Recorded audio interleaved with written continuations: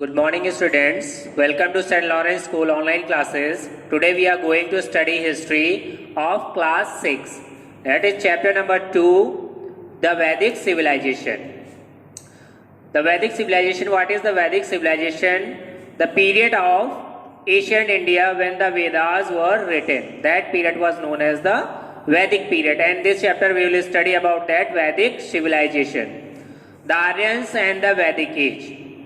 The peoples who developed the Vedic culture were the Aryans. Arya is a Sanskrit word which means noble or lofty. Nothing can be said with certainty about the original home of the Aryans.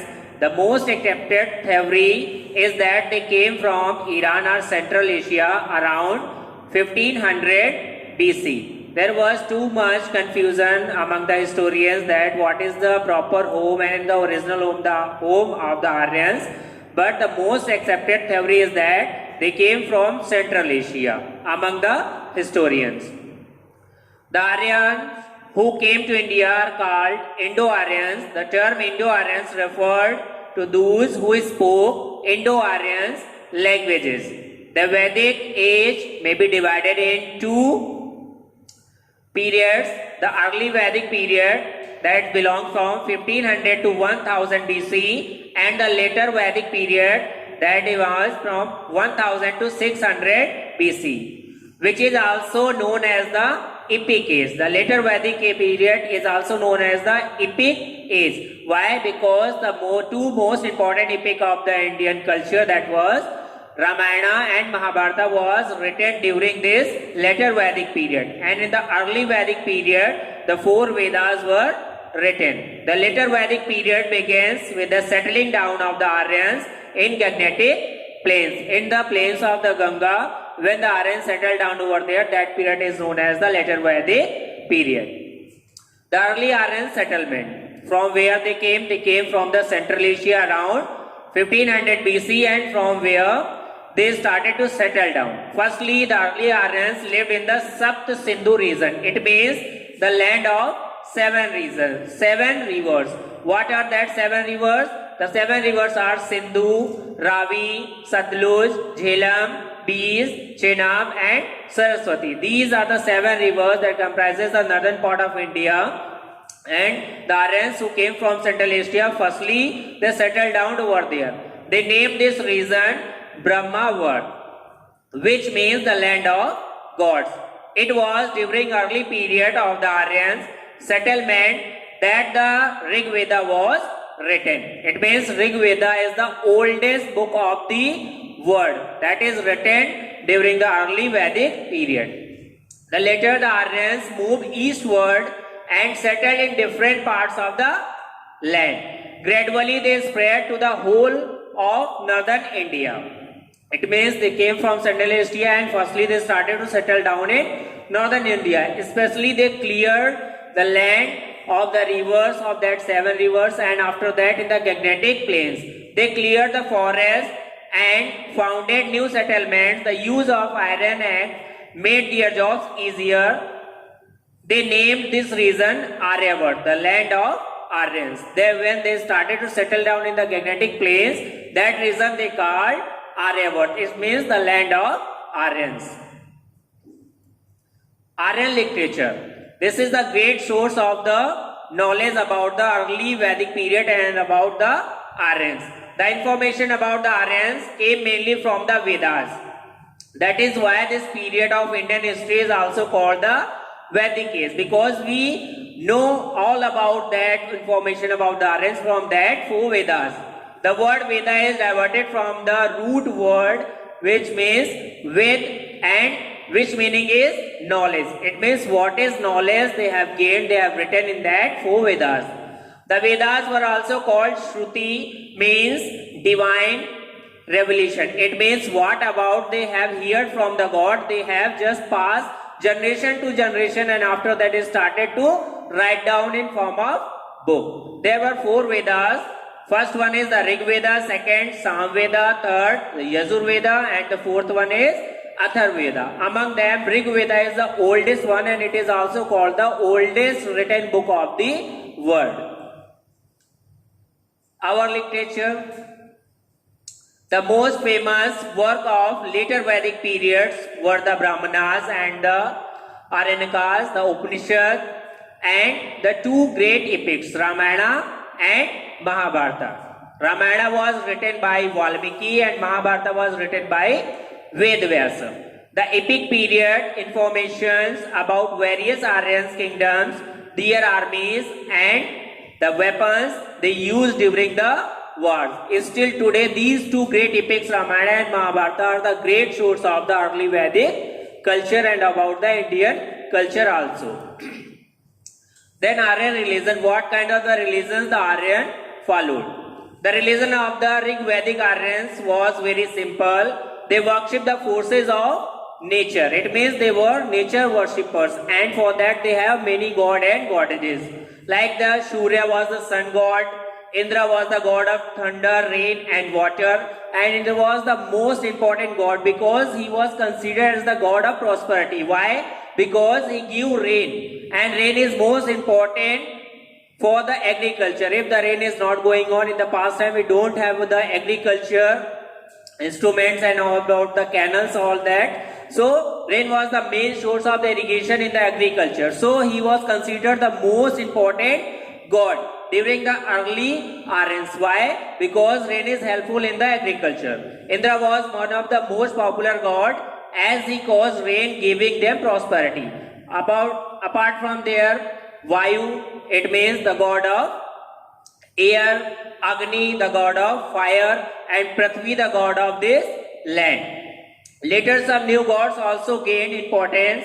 They were the trinity of Brahma, Vishnu and Mahesh. Mahesh that we also called Shiva. So the trinity that is came in the later Vedic period. So they gained importance, Brahma, Vishnu and Mahesh. Apart from there in the later Vedic period, two great lords also gained the importance, that were Lord Rama and Lord Krishna. Lord Rama belongs from Ramayana and Lord Krishna, he belongs from Mahabharata. Political organizations. What was the political organizations of the Aryans? During the Rig Vedic period, people lived in the tribes called Janas. The most important tribes of that period were Puru, Kuru, Bharata and Yadu. The king exercised vast power but bounded by the Rajya Dharma. A conduct of court that was called Rajya Dharma. It means he cannot use that power for his own benefit. He has to use the power in the welfare of the public. That they have called Praja. The Gramani, the village headman, also assisted him. The Gramani administrated the village. He also kept a fighting band ready to help the king. We find references of two important assemblies known as Samiti and Sabha. Sabha, it means all the peoples of that Jana were the members of that, and that meetings were performed in the open. Samiti, in that the most respected peoples of that village are the Janas, will be the members of that Samiti, and women also associated with that Samiti. Social classes. After that, what are the social structure of the Vedic period? In the early Vedic age, there were Varna Vyavastha, not caste system. It was Varna Vyavastha. It means what type of the professions they are going to follow. In Italy, Varna means distinguished largely between the Aryans and non-Aryans, whom they called Dasas. The Aryans, who were called the Varna Vyavastha, means two difference between the Aryans and the non-Aryans. Occupations were not hereditary and the caste systems were not rigid. One can change his occupation, what occupation he liked. In the later Vedic period, these professions become the heredity and the Varna Vyavastha developed into the rigid caste system, and now no one can change his caste. But in the early Vedic period, there was no caste system, only the Varna Vyavastha system is there, and everybody is free to follow any kind of the profession what he liked. But in the later Vedic period, that Varna Vyavastha changed into the rigid caste system, and one cannot change in what caste he was born. Then occupation, what type of the occupations were followed by the early Aryans and the later Aryans. The first one is that agriculture, and in all the civilization we have studies about that agriculture was the most important occupations of the people, and even today in our country about 60% of the population is already engaged in the profession of agriculture. Agriculture was the chief occupations of the villagers. Farmer irrigated their field with the river water. They had knowledge of different seasons and their effect on agriculture. As even today we show the different type of the crops in the different seasons, so they also have the knowledge of that different seasons and their effect on the agriculture. We also find a mention of the plow, which was made by wood. The plow that we use in even today made up of iron, and but that time they don't found the iron, so they know it that plow with the help of the wood. In the Rig Veda, they also knew about the fertilizers and manures.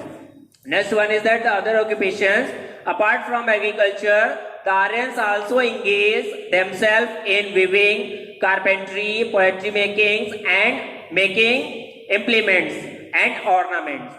Different type of the ornaments we have find out in the observation of the early Vedic civilization. Their poetry was very simple and plain. One of the most striking feature was that no profession was regarded below dignity. It means there was no discrimination of the professions. All the professions were respected equally, and people can change their profession, and whatever they are scared they can choose.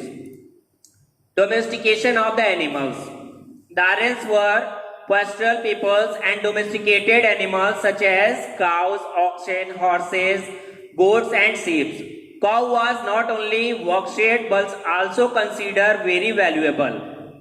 Cow was measure of wealth for the Aryans. It means it was considered as the wealth. How many cows you have, that much you were wealthy in that times. The cow was also called Agniya.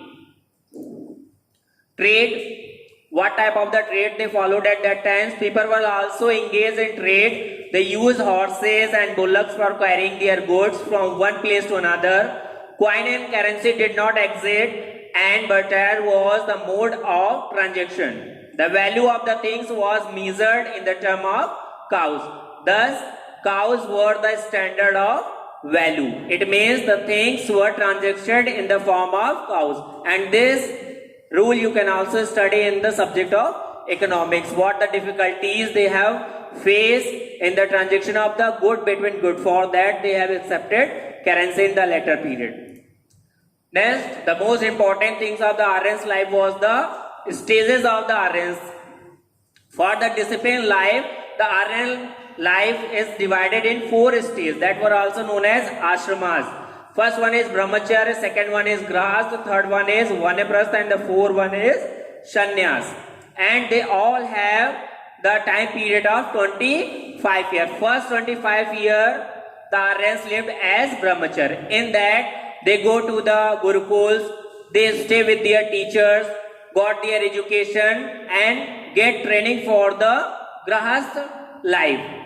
And after that 25 years, when they completed their education, they returned back to their homes, and in Grahas they married, had the children, and all performed all their family responsibilities. And after that 25 years, it means the age of 50, they entered in the Vanaprastha ashram, when they leave all their responsibilities to their children and only guide them.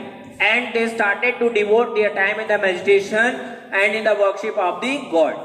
And after that 25 years, it means at the age of 75, they enter in the sannyas ashram. It means complete renunciation from the worldly profession and the wealth. They go to the forest land and devoted their all time in the processions of meditation, in the meditation of the God. So these are the 4 stages of the Aryan's life.